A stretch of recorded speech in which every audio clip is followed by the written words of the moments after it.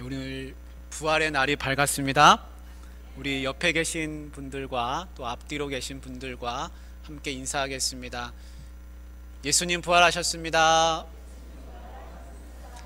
예. 여러분, 예수님 부활하신 거 믿으십니까? 예. 여러분, 그 교회에 들어올 때 보면은 그 교회 입구에 그 화단에 꽃이 활짝 핀 거 보셨습니까?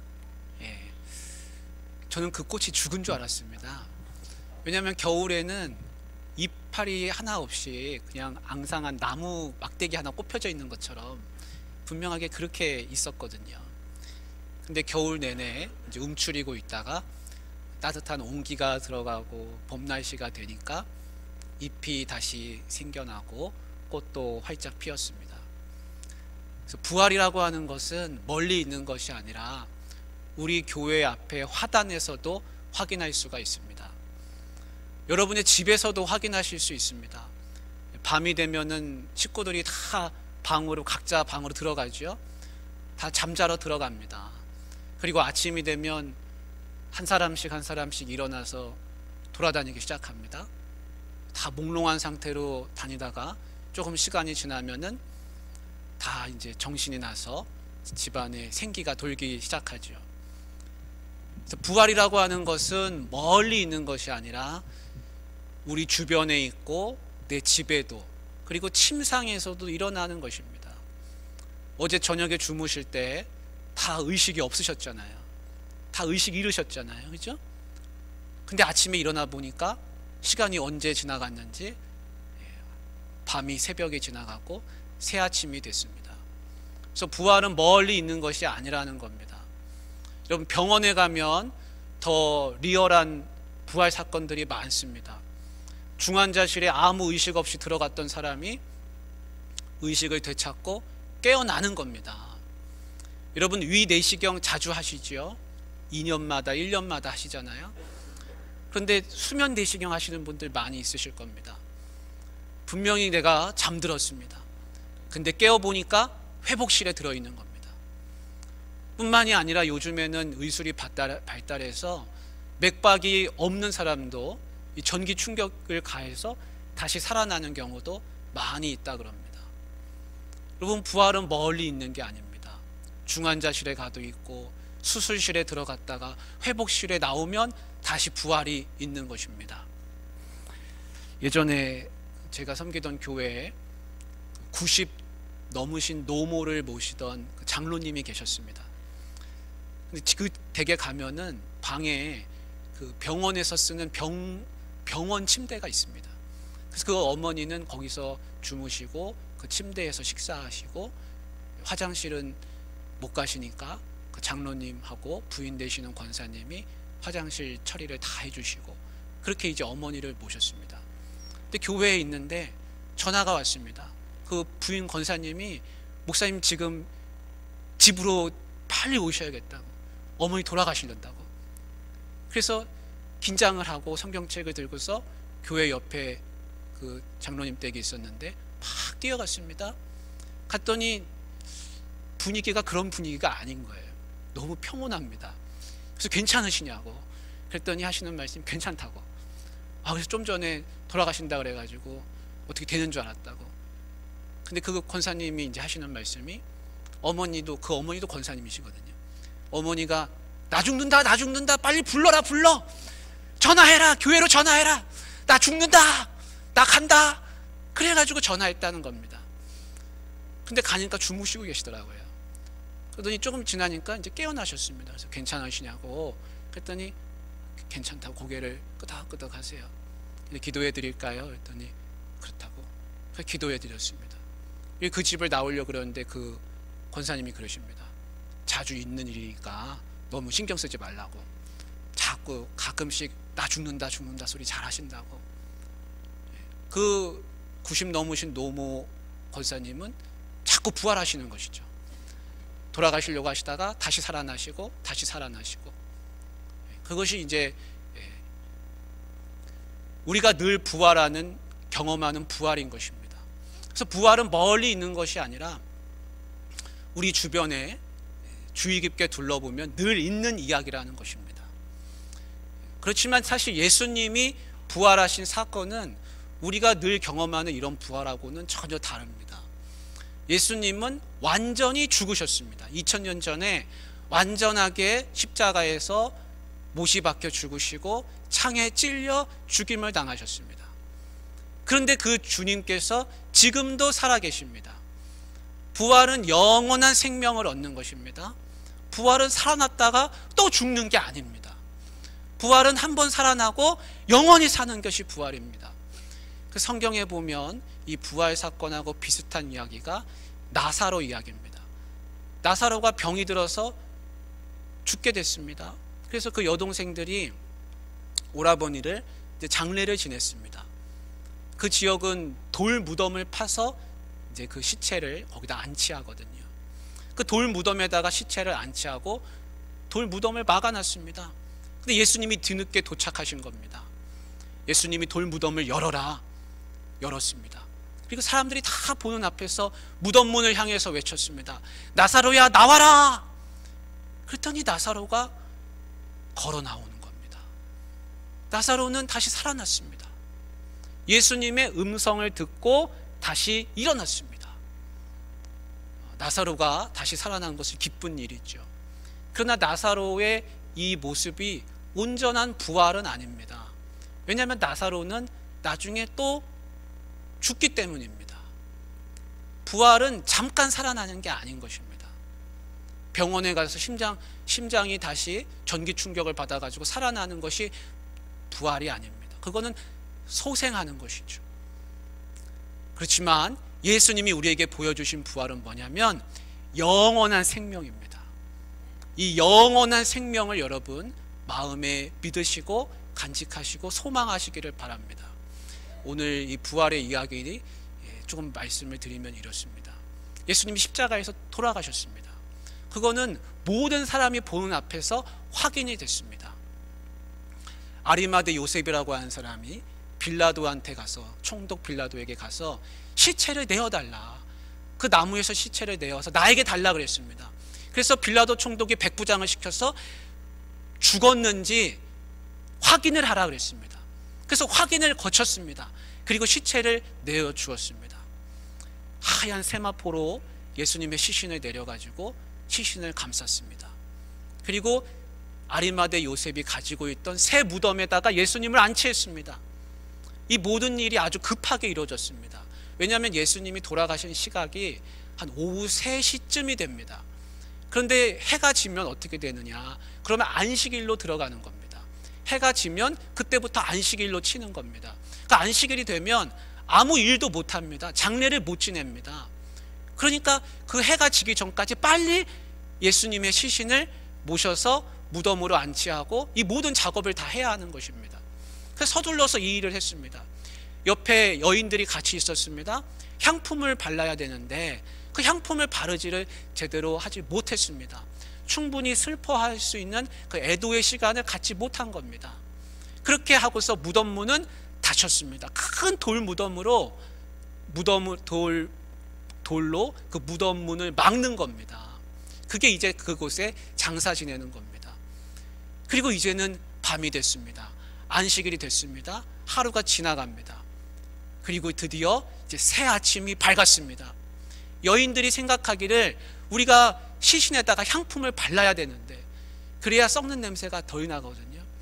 그걸 못한 겁니다. 그래서 향품을 준비했다가 이른 아침을 기다려서 무덤으로 달려갔습니다. 이 여인들은 예수님이 살아계실 때나 예수님이 죽으실 때나 똑같이 예수님을 섬기는 겁니다. 마음이 변치 않는 겁니다. 그래서 예수님의 시신까지 섬기려고 그 무덤에 갔습니다. 근데 이런 걱정이 들었습니다. 누가 우리를 위해서 이 무덤 문을 열어줄까? 그 큰 돌 마개를, 그 돌 무덤 문을 열어야 되는데 누가 열어줄까? 누구한테 부탁할까? 이런 생각을 하면서 갔습니다. 근데 갔더니 어떻게 돼 있습니까? 무덤 문이 이미 열려져 있는 겁니다. 그래서 이게 웬일인가 하고 그 안을 고개를 숙여가지고 그 안으로 들어가 보니까 누가 있습니까? 한 청년이 있더라는 겁니다. 그리고 오늘 이런 말씀이 있습니다. 놀라지 말라. 너희가 십자가에 못 박히신 나사렛 예수를 찾는구나. 그가 살아나셨고 여기 계시지 아니하니라. 보라, 그를 두었던 곳이니라.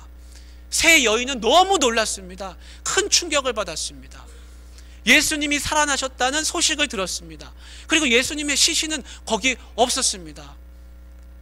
그래서 아무 말도 못할 지경이 됐습니다. 두려워서 그 무덤을 빨리 벗어나서 뛰어서 돌아갔습니다. 그리고 제자들에게 가서 이 사실을 알렸습니다. 우리가 갔더니 무덤 문은 이미 열려 있더라. 그리고 우리가 이런 분을 만났고 거기에 예수님의 시신은 없었더라. 근데 그 이야기를 여러분이면 믿으시겠습니까? 모든 사람들이, 군중들이 보는 앞에서 못 박히고 창에 찔리고 분명히 죽었는데 그분이 살아계신다고, 시신이 없다고, 여러분 그 말을 어떻게 듣겠습니까? 그 말을 들은 제자들은 믿지 않았습니다. 무슨 말 하느냐? 믿지 못하는 겁니다. 그래서 요한복음에 의하면은 여인들의 이야기를 들은 두 제자가 있었습니다. 베드로와 또 한 제자입니다. 그 두 제자가 예수님 무덤을 향해서 막 달려갔습니다. 가서 보니까 무덤 문이 정말 열려 있고 안에 들어가 보니까 예수님을 쌌던 세마포만 거기 놓여져 있더라는 겁니다. 그러고 나서도 예수님의 부활을 믿지 못했습니다. 예수님이 정말 살아계시는가? 시신은 어디로 간 것인가? 제자들 중에서 예수님 부활하셨다는 소식을 듣고 그것을 제대로 믿은 사람은 거의 없었습니다. 여러분, 부활의 소식을 그래서 내가 믿는다고 하는 것은 기적입니다. 죽은 사람이 다시 살아나는 것도 기적이지만 내가 마음속에서 부활의 믿음을 갖는 것도 또한 기적인 것입니다. 여러분, 이 부활의 믿음을 여러분들이 간직하실 수 있기를 바랍니다. 부활은 늘 의심받습니다. 믿다가도 이런 생각이 듭니다. 진짜 부활할까? 그래서 사람들은 부활을 의심의 눈초리로 째려보는 겁니다. 예수님 정말 2000년 전에 죽으셨다고 하는데 지금도 살아계시는 건가? 그리고 나도 부활할 수 있는 건가? 여러분, 부활의 믿음을 갈망하시고 그것을 붙드시기를 바랍니다. 그것을 잃어버리면 내 신앙은 반쪽 신앙이 되는 겁니다. 어떤 사람들은 말했습니다. 예수님은 부활하신 게 아니라 제자들이 예수님의 시신을 훔치고 부활 소문을 냈다는 겁니다. 근데 이것은 전혀 앞뒤가 맞지 않죠. 틀린 이야기죠. 왜냐하면 예수님의 제자들은 다 숨어 있었습니다. 자기가 해를 입을까 싶어서 나타나질 않는 겁니다. 그래서 예수님 장례도 제자들이 제대로 참여한 사람이 없습니다. 그 예수님이 부활을 전에도 부활을 믿지 못하는 사람들이, 그리고 빌라도 총독이 로마 병사를 보내서 그 무덤문을 지키게 했거든요. 그런데 어떻게 그 무덤가에 나타나겠습니까? 부활을 전에 듣고도 믿지 않는 사람이 어떻게 부활 소문을 낼 수 있겠습니까? 전혀 맞지 않는 이야기인 것이죠. 어떤 사람들은 또 이런 이야기를 합니다. 예수님을 흠모하는 사람들, 예수님을 향해서 그 마음이 아주 예수님을 사랑하는 사람들이, 쉽게 말하면 제자들이 영적으로 그 흠모하는 마음이 너무 크다 보니까 영적으로 예수님을 만났다는 겁니다. 그래서 그 만남을 과장해서 이야기하다 보니까 그 이야기가 전달되고 전달돼서 부풀려져서 부활 이야기로 됐다는 겁니다. 근데 이것은 또 틀린 이야기죠. 왜냐하면 예수님을 만난 사람들은 예수님을 영적으로 만난 게 아니었습니다. 예수님을 만나서 예수님의 몸을 직접 만지고 확인했습니다. 그 부활의 몸을 눈으로 직접 보고 스스로 그 만져 보았습니다. 뿐만이 아니라 예수님과 같이 식사를 했습니다. 그래서 우리는 몸의 부활을 믿는 것입니다. 사도 바울이 여기에 대해서 잘 이야기해 주고 있습니다. 고린도전서 15장 4절부터 8절인데 제가 읽어드리겠습니다.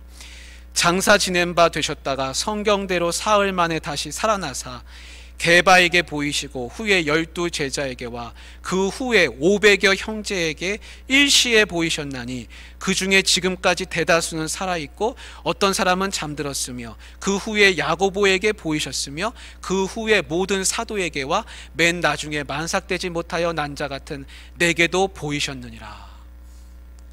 그래서 예수님을 만난 사람들, 부활의 예수님을 만난 사람들은 영적으로 경험한 것이 아니었다는 겁니다. 또 어떤 사람들은 부활을 오해해서 부활은 영혼이 살아나는 것으로 생각하는 사람이 있습니다. 근데 부활은 영혼이 살아나는 게 아닙니다. 영혼이 살아나서 떠돌아다니는 유령 이야기가 아니라 부활은 몸이 다시 살아나는 겁니다. 그래서 애벌레가 이파리만 갉아먹고 살다가 나중에 훨훨 날아다니는 나비가 되는 것처럼 전혀 다른 모양의 모습으로 새로운 몸을 입고서 다시 살아나는 것이 부활이라는 것입니다. 그것을 우리가 지금은 상상하기 힘듭니다. 그러나 그것이 실제로 일어났고 또 내 자신에게 일어날 일이라는 것입니다. 세계 역사에 많은 종교들이 있습니다. 그래서 이 시대에 다른 종교를 섬기는 사람들도 있죠. 그러나 그 종교들 속에 약간의 진리와 도덕이 있을 수는 있습니다. 그러나 거기에는 뭐가 없냐면 부활이 없습니다. 부처를 믿고 도덕인이 될 수는 있습니다. 그러나 부처님을 믿고 내가 부활하지는 못한다는 겁니다. 그래서 행간에 이 종교를 믿어도 구원에 이르고 저 종교를 믿어도 구원에 이르고 다른 신을 믿어도 구원에 이르러서 구원에 이르는 것은 저 높은 산에 올라가는 것인데 이 길로 가도 되고 저 길로 가도 되고 돌아가도 되고 구원에만 이르면 되는 것이다 라는 이야기. 그래서 다른 곳에도 구원이 있다라는 말은 완전히 틀린 이야기입니다. 구원이라고 하는 것은 뭐냐면 부활에 이르는 것이 구원입니다. 다른 종교에는 다른 신을 믿어서는 구원이 없습니다. 부활이 없기 때문에 구원이 아닌 것입니다. 마호메트를 섬겨도 구원에 이른다, 부활한다. 아닙니다. 마호메트는 부활하지 않았습니다. 사우디에 가면 메카가 있습니다. 아랍권에 가면 방송국에서 24시간 365일 그 메카를 향해서 카메라를 비춰줍니다. 그 무덤이 거기 있습니다. 부활하지 않았습니다. 그러니까 다른 종교를 믿어도 구원받는다는 이야기는 전혀 틀린 이야기입니다. 또 어떤 분은 이렇게 생각하는 분도 있습니다. 진리는 코끼리 만지는 거하고 비슷해서 어떤 사람은 코끼리 코를 만지고서 진리는 길다, 코끼리 코처럼 길다 그러고, 어떤 사람은 코끼리 다리를 만지고서 기둥처럼 생겼다 그러고, 구원은 여기서 조금 저기서 조금 부분적으로 아는 것이라 그렇게 생각하는 분도 있습니다. 그래서 전혀 틀린 이야기입니다. 구원은 부분적으로 아는 것이 아니라 부활에 이르는 것이 구원인 것입니다. 내가 여기서 조금 깨닫고 저기서 조금 깨닫고 저기서 조금 깨닫고 진리 싸움을 해봐야 부활에 이르지 않으면 울리는 꽹과리 소리하고 똑같은 것입니다. 아무 의미 없는 이야기입니다. 여러분, 부활에 이르지 못하면 진리 싸움, 진리를 안다고 하는 이야기는 아무 소용이 없는 것입니다. 오직 부활인 것입니다. 부활을 해야 구원의 완성이 되는 것입니다. 썩어지지 않고 새로운 몸을 입고 다시 살아나야 그것이 진정한 구원이고 부활인 것입니다. 그러니까 예수님 외에는 부활이 없습니다. 왜냐하면 오직 예수님만 부활하셨기 때문인 것입니다. 여러분, 부활의 믿음을 확고하게 가지시고 분명하게 아시기를 주님의 이름으로 축복합니다. 예수님은요, 부활하시기 위해 이 땅에 오셨습니다. 부활하시기 위해서 예루살렘에 가셨습니다.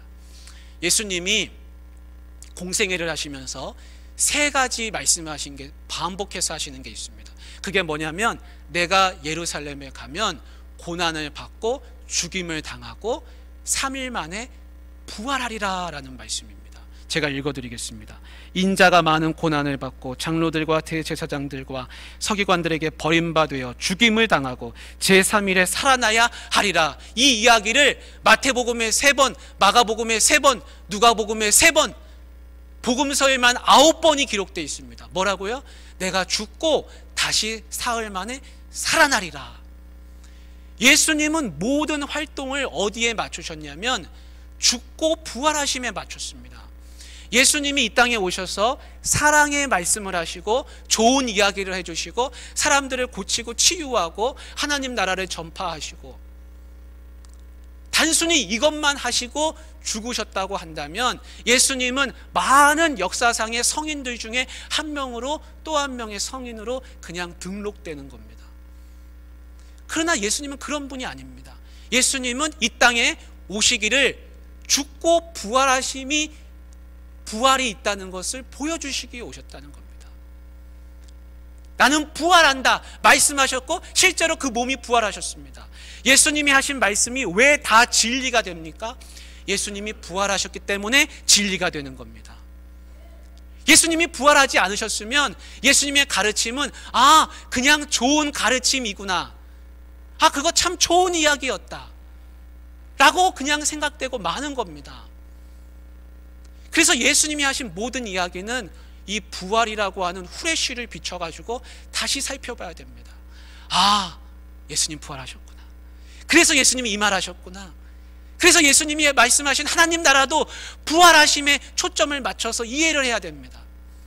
사랑도 용서도 모든 것이 부활 때문에 의미가 있는 것입니다.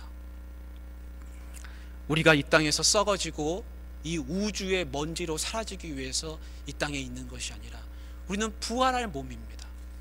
여러분, 그 믿음을 간직하시기를 바랍니다. 사랑하는 성도님들, 그 믿음을 잘 간직하시되 제 이야기를 들어보십시오. 제가 내년 이맘때에 저 미국하고 유럽을 여행하는 초호화 크루즈 여객선 표를 2장 가지고 있습니다. 그 초호화 크루즈 여객선은요, 서울의 힐튼 호텔 같은 럭셔리 룸이 아파트처럼 즐비하게 있고 거기에는 실내 수영장, 실외 수영장, 어느 때나 수영하고 싶으면 즐겁게 수영할 수 있도록 다 마련되어 있습니다. 아주 잘 되어 있습니다. 식당에 가면 온 세계의 요리를 삼시세끼 다 챙겨 먹을 수가 있습니다. 좋은 뷔페 식당이 있습니다. 제가 그 표를 2장 가지고 있습니다. 여러분한테 드린다 그러면 아무도 지금 안 믿으시는 눈치인데 그 표를 2장 가지고 있는데 여러분한테 드린다 그러면은 여러분 안 받으시겠습니까? 받으실 겁니다. 그리고 그 받으신 분은 생각하기를, 내가 이렇게 좋은 표를 2장이나 가지고 있는데 세계 일주하는 크루즈 여객선, 내가 서울의 힐튼 호텔 럭셔리 룸에서 머물면서 세계를 여행하는 이 표를 가지고 있는데 이 나를 내년 이맘때를 얼마나 손꼽아 기다리겠습니까? 아마 달력을 보면서 힘든 일이 있어도 그래도 나는 여기 여행 갈 거야. 부부싸움 하다가도 여보, 우리 내년에 크루즈 여행 갈 건데 우리 그냥 화해하자. 여러분 아마 그러실 겁니다. 아마 좋은 날을 꿈꾸시면서 달력을 보시면서 즐거워하실 겁니다. 그런데 여러분, 이 초호화 크루즈 여객선하고 비교도 안 되는 부활이 우리 앞에 지금 예약되어 있습니다. 여러분 그걸 믿으십니까? 두란노에서 나오는 그 빛과 소금이라고 하는 월간지가 있는데 그 4월 후에 다시 삽니다 라는 그런 주제로 그 글이 올라와 있어서 그 제가 책을 읽은 내용을 좀 들려드립니다. 한 여자분인데요, 첫 아이를 낳고 나서 2달 만에 전신 류마티스 관절염에 걸렸다 그럽니다. 그래서 멀쩡하던 분이 몸이 아프게 되는데 도저히 고칠 수 없는 병이 됐습니다. 한방병원에도 가보고 서울의 큰 종합병원에 다 다녀보고 근데 아무도 못 고치는 겁니다. 병세는 점점 심해지고 돈은 다 갖다 쓰고 몸은 꼬부라져서 사지가 뒤틀리고 누워서는 자기의 힘으로 일어날 수도 없게 됐습니다. 숟가락도 뜰 힘이 없어가지고 밥도 못 먹게 됐습니다. 화장실도 못 가게 됐습니다. 그래서 친정 엄마의 도움을 빌리지 않으면 아무런 생활이 할 수 없게 되는 그런 상황에 놓이게 됐습니다. 그렇게 10년을 누워서 지내다 보니까 마음에 극단적인 생각도 품게 됐습니다. 그래서 이전에는 내가 어떻게든지 고쳐서 살리라 마음을 먹었는데 이제는 죽는 게 소망이라, 내가 언제 죽을까, 그런 마음을 품게 됐다는 겁니다. 그런데 어느 목사님이 권하셔서 어느 교회에 예배에 집회에 참석하게 됐다 그럽니다. 거기서 예수님을 만났습니다. 하나님을 알게 됐습니다. 내가 눈으로 보는 이 세상이 전부가 아니라 하나님이 계시고 또 다른 세상이 있고 부활이 있고 다른 것을 알게 됐습니다. 그래서 주 예수를 믿으면 능치 못함이 없느니라, 믿음을 가지면 능치 못함이 없느니라를 말씀을 붙들고서 기도했습니다. 살려달라고, 하나님 나 다시 걷게 해달라고, 두 발로 일어나게 해달라고. 근데 병세가 호전되는 겁니다. 그래서 지금은 두 발로 걸을 수가 있게 됐다 그럽니다. 조금 불편하지만 지금은 목회자의 길을 가고 있다 그럽니다. 여러분, 이 분이 나는 죽으리라, 나는 더 이상 살 소망이 없다, 그런 마음을 품다가 다시 그 마음 속에서 나는 살리라, 나는 할 수 있다 라는 마음으로 옮겨졌습니다. 여러분, 육신의 부활도 중요하지만 마음의 부활도 중요합니다. 의식의 부활이 중요합니다. 여러분 가운데 혹시 나는 소망이 별로 없고 우리 집은 어렵고 힘들고 어떻게 살아야 될지 모르겠고 나는 앞으로 어떻게 될 것인가, 그런 마음이 있거들랑 그걸 다 떼어넣어 버리시고 떨쳐내 버리시고 우리 가족은 할 수 있다, 우리 집은 할 수 있다, 나는 살 수 있다, 우리 가정 경제를 일으킬 수 있다, 우리 자식들은 잘 될 것이다 라는 소망으로 옮겨 갈아타시기를 바랍니다. 육신의 부활은요, 내가 죽고 나면 하나님 손에 달려 있습니다. 다 일어날 것입니다. 우리 다 부활할 것입니다. 그 전에 지금 여기서 살면서 부활의 소망을 가지시기를 바랍니다. 그런데 이분처럼 극단적인 부활을 경험하고 싶으신 분 아마 잘 없으실 겁니다. 중환자실 가서 나는 부활하리라, 그걸 경험하고 싶다, 그런 분 여기 없으실 겁니다. 우리에게 필요한 것은 작은 부활의 연속인 것입니다. 아침에 눈을 뜨실 때 나 오늘 하루도 부활했다, 힘차게 눈을 뜨시기를 바랍니다. 앰뷸런스 소원재단이라는 곳이 있습니다. 여기는 뭘 하는 곳이냐면 말기 환자들한테 소원이 무엇입니까 해서 그 소원을 들어주는 곳입니다. 그래서 소원 들어주기 프로젝트를 하는 곳입니다. 여러분, 다 죽어가는 사람이 마지막 소원이 무엇이겠습니까? 그런 분들의 소원은 이런 거라 그럽니다. 가족들하고 같이 바닷가에 저녁 노을 보러 가기, 고궁 나들이 가기, 가족들하고 세족식 하기, 꽃 구경 가기, 정원 나들이 하는 것. 너무나 소박하지 않습니까? 나는 로또가 당첨이 내 소원의 마지막이다, 그런 분은 하나도 없더라는 겁니다. 여러분, 우리 삶에 작은 부활의 연속이 있으려면 내 삶의 생기를 되찾아야 됩니다. 그건 어떻게 되찾을 수 있느냐? 대단한 것이 아니라 가족들과 함께, 지인들과 함께 내가 하고 싶은 소박한 일, 그거 하나를 해나가는 것입니다. 그리고 아침에 눈을 뜰 때는 하나님, 오늘 내 눈을 뜨게 해주셔서 감사합니다. 어떤 다른 사람들은 눈을 감고 일어나지 못했는데 나는 오늘 하루 눈을 뜨고서 다시 하루를 시작합니다. 나는 감사합니다. 나는 오늘도 다시 살아났습니다. 힘차게 살겠습니다. 감사합니다 주님. 작은 부활을 주심에 감사합니다. 그 감사함을 붙들고서 하루하루 부활의 경험을 하시기를 주님의 이름으로 축복합니다. 하나님 아버지,